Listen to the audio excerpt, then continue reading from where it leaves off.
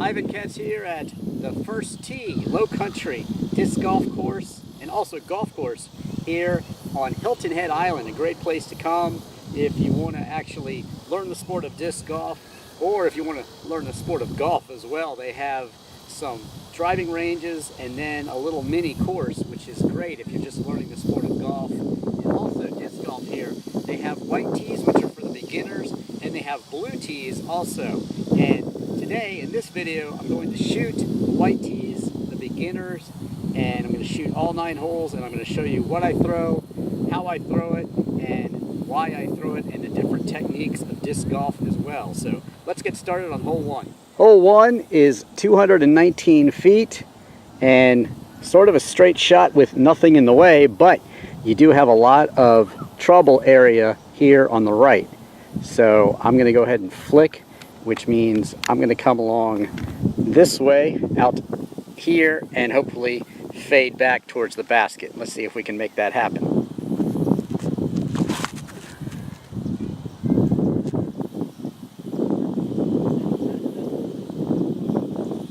Okay, halo air thrown sort of flat or with a bit of anhyzer to get us down there, and then fade off to the right.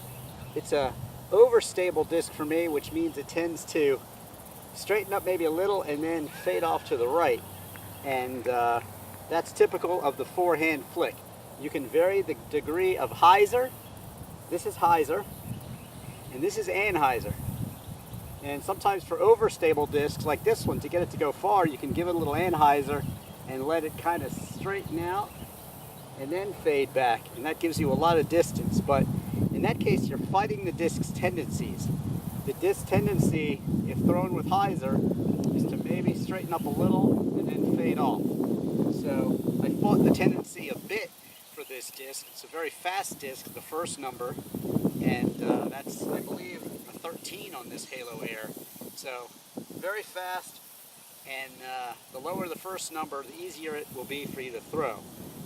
And so you want to start off, if you're a beginner, with discs anywhere from a 3, that's a mid-range, up to about 7 when you get into a fairway or control driver, on up into 9, 10, and 11 and 12 where you get into the distance drivers. But my putt here is about 20 feet away, so hopefully I can get a birdie here.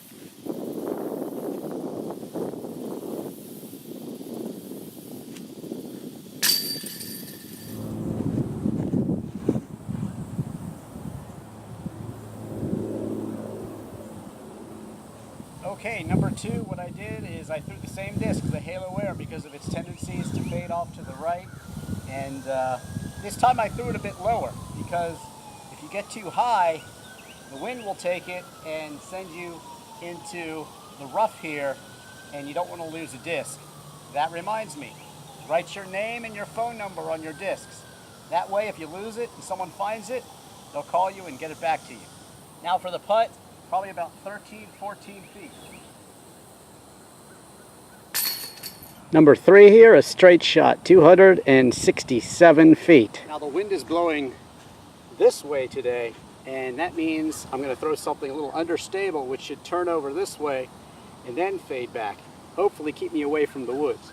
Understability is the 3rd number of the 4. The first is speed, which is ultimately the distance you can throw it, but you should keep that number low if you're a beginner. You need a lot of power to throw the speed 13 disc. Not so much power to throw a speed 3 disc, a mid-range or a putter.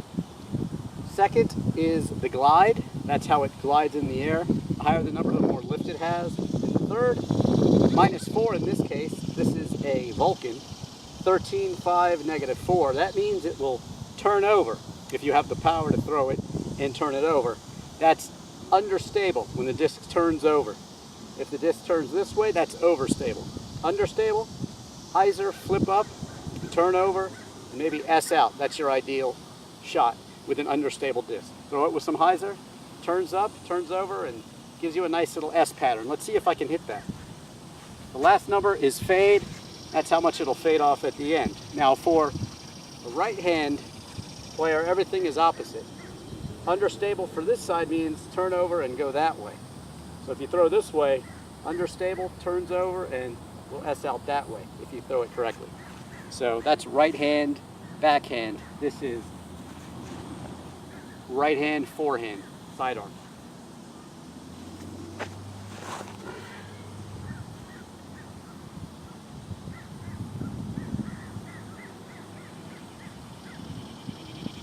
Okay, good result with the Vulcan here, but still a ways away.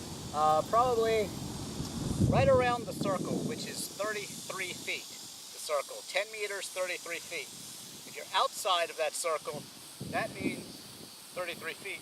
That means you can jump forward on your putt to get some power. That's not my style, I'm not going to do that, but here you could legally do it. Number 4, just 156 feet, but again, lots of trouble on the right there. So definitely want to keep your shots out to the left, which if you're throwing right hand, backhand, which most people probably do, most beginners certainly, and well, you will have to throw with a different technique, and I'll show you. So if you're a right hand, backhand player, you probably want to start back here and cheat yourself to the left side of the tee. And if you throw a leopard, then maybe with a little hyzer, it'll turn over for you and kind of throw straight and then hope it turns over a little bit to the right and turns, fades in an understable way to the right towards the basket at the end. That's a safe shot for you. You could throw an overstable disc, and most of you, maybe you are throwing overstable discs, or if you don't have the power, your discs are going to have understable characteristics, which means you'll throw it like this and it'll curve off to the left anyway, so you'll be safe. In this case, I'm going to go ahead and try to, with my forehand, right hand flick, I'm going to try to stay to the outside a little bit and just curve right back in towards the basket.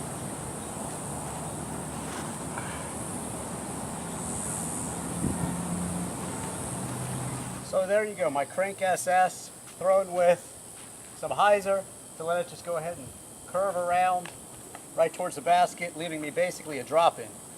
By the way, the putters I use, this one is called 86 basically, and it's a softy, 86 softy, and it's a pretty old disc, but I like it. It's soft. A lot of people like harder putters. Try an AVR perhaps, that's a very common good putter, but sometimes I also use my Cobra for a mid-range and an approach, and also to putt with. That's a great all-around disc, an understable mid-range. The King Cobra is a stable mid-range, but I like the Cobra, an understable mid-range, for mid-range shots and also for longer putts sometimes. But in this case, just a simple drop-in, and there you go. A word about putting and a word about these videos. It's not easy to play disc golf. You're not going to come out here and shoot birdies all the time.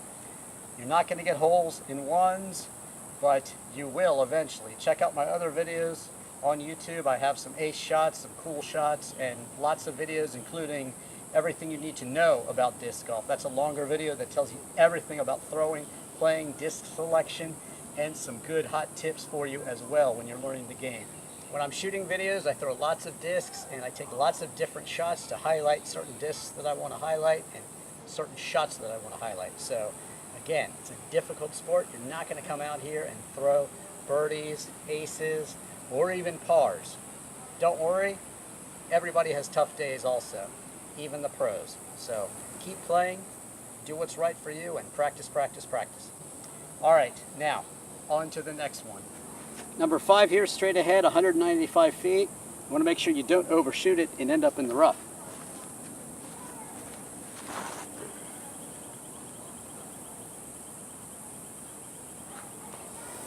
Okay, the Sidewinder 9.5, -3 and 1. That's pretty good advanced beginner disc. Gives you a nice straight shot. It'll turn up and go straight. It really does whatever you want it to do. Goes right where you aim it with little fade, only a 1 fade at the end. And I really like the disc. It's a great all-around disc, and here I am about 12 feet away from the basket. Number 6 is tricky with water behind it and a very narrow fairway here. So it's a little dog leg left, and you got to be pretty precise.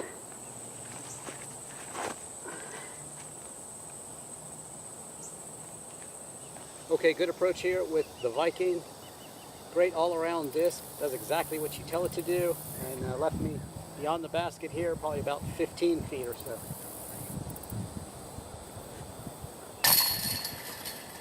Well, number 7 is far, and also there's a water hazard on the right-hand side. So you definitely want to be careful. There are some floating discs like the Wahoo you might want to get, but I'm going to stay way left for this one.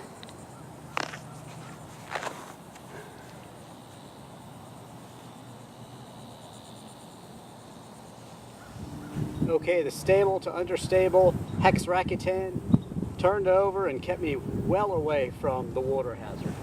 And I'm about probably 40 feet from the basket. Tough putt.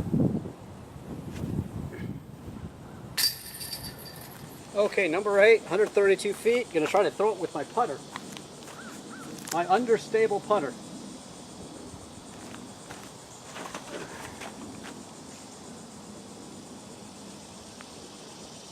And there you go.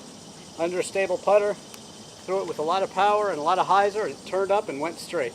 That's what a good understable putter will do for you. Great result here with my putter. Just an easy drop in. On to the last one. Number 9, 150 feet and straight ahead.